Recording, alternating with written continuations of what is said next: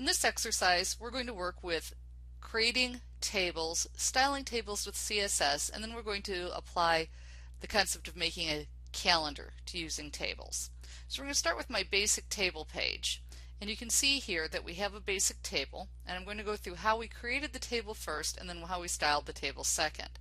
I do have an external style sheet that's controlling the navigation, but each table styling will be on its own page because they would override each other. So this is the code, and I've got my basic table styling here of 95% border spacing 10 pixels. That's giving you the spaces between each cell here. My table headings are aligned to the left. The table, the TD, that's a cell, and a TH, that's a header cell. Each has a 1 pixel solid black border, and in the cells and the header cells there's 15 pixels of padding.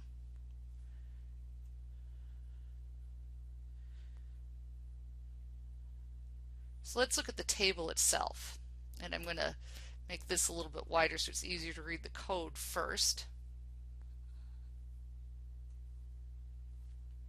So we start by, we create a table. I have my caption, this is a table, and then I have table rows.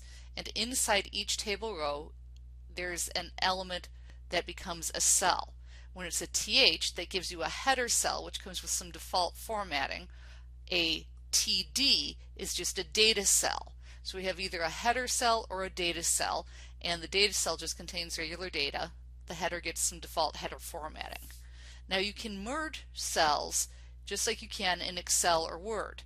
So if you want to have a cell merge across two columns, what you do is you have the col span set to 2. And I've set the background to a different style to make it easier to make it stand out.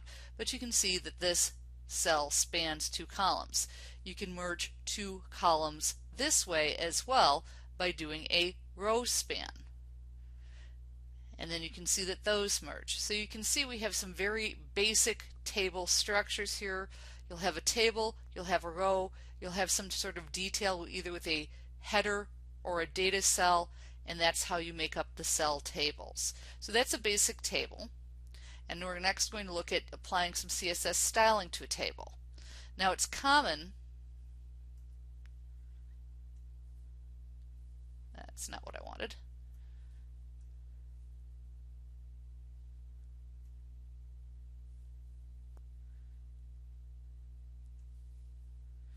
Okay, so it's common to do different styling for a header or a row for a table. So you'll notice that I have a bunch of classes applying to these. I have a header row class, I have a header column odd row, header column, and you can let me expand this. So here's my header row, and I've applied the header row to the entire row because it's being applied to the TR. And that means that we're applying in the styling here in my head section.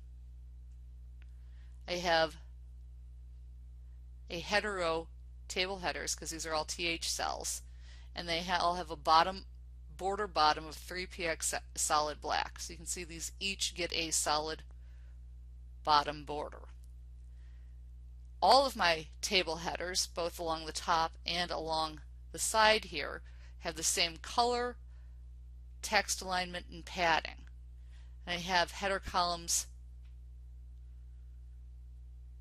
TH, so I've got the header column, that would be this column, and you can see that that's being applied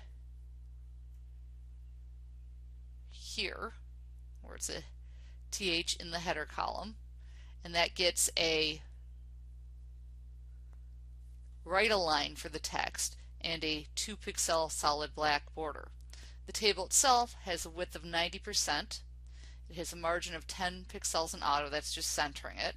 And I've created an odd row style, which is applied to every other row, and it gives it a lightly shaded background color, which is a common thing to do in tables, is to shade every other row to make them easier to read. Let's look at the creating a calendar application.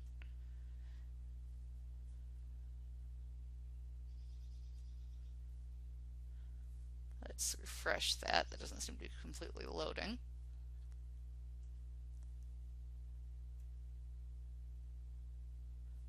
Alright, so here we have created a calendar, and the styling's a bit different here.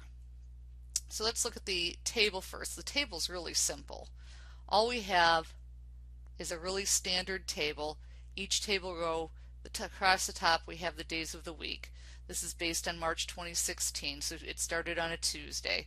So for that first row, the first two cells are blank. Then we've got the numbers going in there. And that's going to repeat for each row until we get to the bottom, which you'll see ends with a couple of blank cells, but it's just marching through. Let's look at the styling.